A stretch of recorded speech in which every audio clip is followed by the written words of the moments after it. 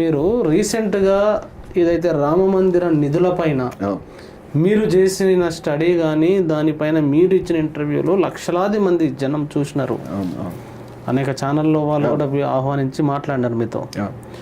అంటే ఈ నేపథ్యంలో ఈ దాడిని కదా మన ఛానల్ కూడా బ్రహ్మాండంగా చూసాం. చాలా షార్ట్ స్పెన్స్ ఉంది ఇదంతా.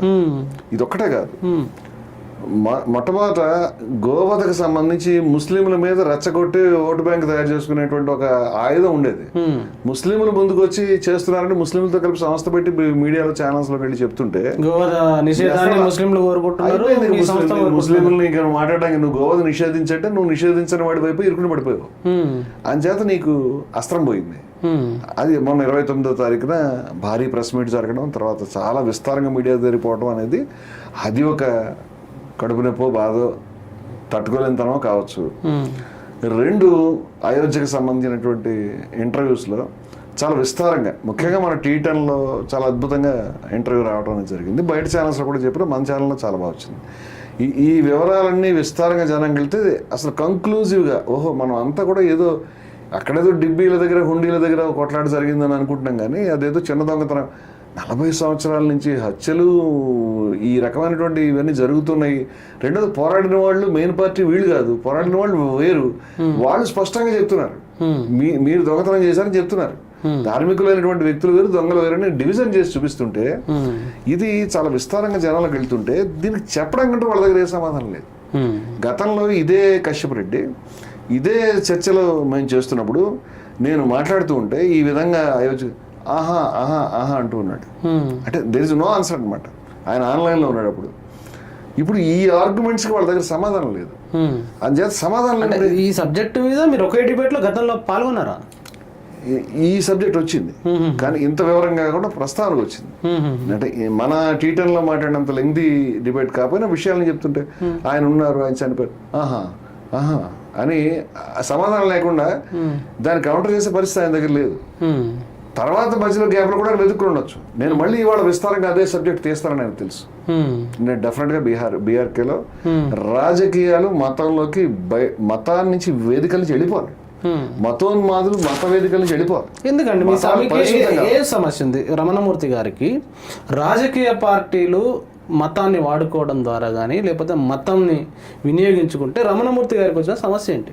ఇంతకంటే మనం ఏం నష్టపోతామండి? మన దేశం చీలిపోయింది నిట్టనిలుగా మతాలు రాజకీయాలను ఉపయోగించుకోవడం వల్ల, రాజకీయాలు మతాలను ఉపయోగించుకోవడం వల్ల నిట్టనిలుగా దేశం చీలిపోయింది. 20 లక్షల మంది చచ్చిపోయారు, 1 కోటి మంది అటు నుంచి ఇటు వెళ్ళిపోయారు.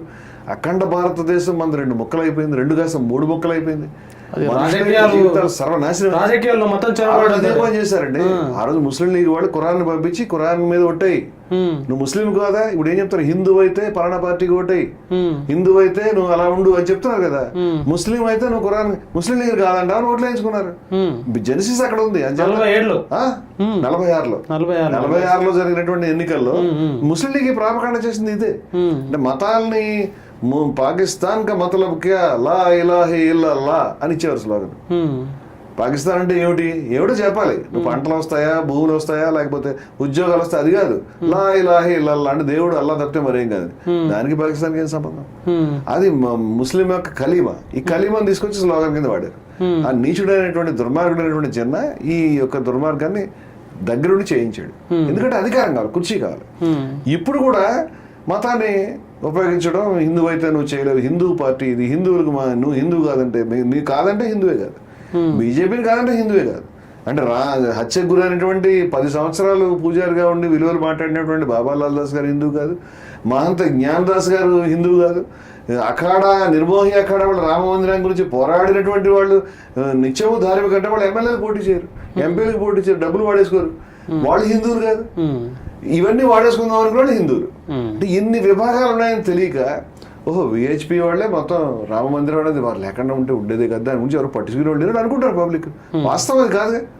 అందుచేత వాస్తవాన్ని మనం ప్రజల ముందు మనం పెడతాము. నేను ఆ చర్చలో తీస్తానని అతనికి స్పష్టంగా తెలుసు. అతను తీసేటప్పుడు ఇంకా అతని దగ్గర సమాధానం లేదు, ఏం చేయాలి? అందువల్ల ఇవన్నీ పెట్టుకొని అతను ఫస్ట్ నుంచి ఉన్నాడు కాబట్టి భౌతికమైనటువంటి దాడికి అతను పాల్పడ్డాడు. నాకు అర్థమైంది.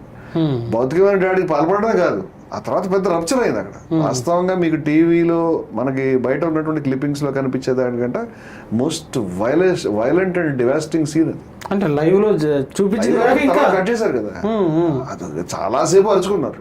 ఉమ్, అతన్ని బలవంతంగా బయటకు తీసుకొచ్చారు. ఉమ్, బయటకు తీసుకొచ్చిన తర్వాత మొత్తం ఛానల్ మేనేజ్మెంట్ అంతా కూర్చోబెట్టి అతనికి బయట, నేను స్టూడియోలోనే ఉన్నాను, ఉమ్, నేను వెళ్ళిపోతానంటే లేదు మీరు కూర్చోండి అంటే నేను కూర్చున్నా. ఉమ్, నేను వెళ్ళి కంప్లైంట్ చేస్తానంటే సరే ఈ డిస్కషన్ అయిన తర్వాత చేస్తానండి, డిస్కషన్ కంటిన్యూ చేద్దాం అన్నారు. ఉమ్, అసలు వాస్తవంగా దెబ్బలు తగిలిన తర్వాత నేను డిస్కషన్ కంటిన్యూ చేసేటువంటి ఆ స్టెబిలిటీ అంత ఈజీ కాదు. Um, but still I have try to recoup myself. Um, అయితే వాళ్ళు బయటకు తీసుకెళ్ళిన తర్వాత అతన్ని పంపించేస్తారని నేను అనుకున్నాను. డిస్కషన్ ఒక 5-10 నిమిషాలు కంటిన్యూ అయింది. ఉమ్, తర్వాత మళ్ళీ అతను లోపల తీసుకొచ్చారు. ఉమ్, లోపల తీసుకొచ్చి అతను మీకు సారీ చెప్తాడు అన్నారు. ఉమ్, అతను బహుశా సారీ చెప్తాను నేననే వంక మీద స్టూడియో లోపలికి వచ్చి ఉంటాడు. ఉమ్, ఉమ్, స్టూడియో రూమ్లోకి అంటే గోడ బయట ఉన్నాడు.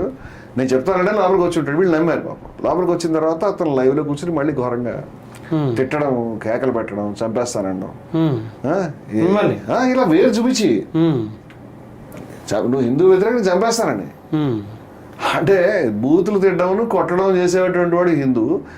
నిరంతరము హిందూ కార్యక్రమాలు చేసుకుంటూ, హిందూ సమ్మేళనాలు చేస్తూ, హిందూ విలువల గురించి మాట్లాడుతూ, హిందూ సభలకు వెళ్తూ, జిఆర్ స్వామి గారు లాంటి పెద్దల దగ్గర, లేకపోతే అదే ధరూర్ నరసింహాచార్యుల వారి దగ్గర, లేకపోతే మరో మహానుభావుల దగ్గర సనాతన కాహాళి ప్రోగ్రాంకి వెళ్తూ, అనేక ప్రోగ్రాంకి ముఖ్య అతిథిగా వెళ్తూ, గురు పౌర్ణమి రోజు నేను 2 చోట్లకి వెళ్ళాలి. ఉమ్, ఒక చోట వెళ్ళాలి అని చెప్పేసి అంటే నేను వస్తానని చెప్పిన తర్వాత మళ్ళీ ఇంకొకళ్ళు వచ్చి చెప్తే నేను మళ్ళీ 2 టైమ్స్ అడ్జస్ట్ చేసుకుని 2 చోట్లకి వస్తానని, ఇక్కడ కాదు కోదాడ వెళ్ళాలి, ఇంకో ప్లేస్కి వెళ్ళాలి. ఉమ్, అంటే నిరంతరం నన్ను పిలుస్తున్నారు. నేను విభిన్న ప్రదేశాలకు వెళ్తున్నాను, మాట్లాడుతున్నాను.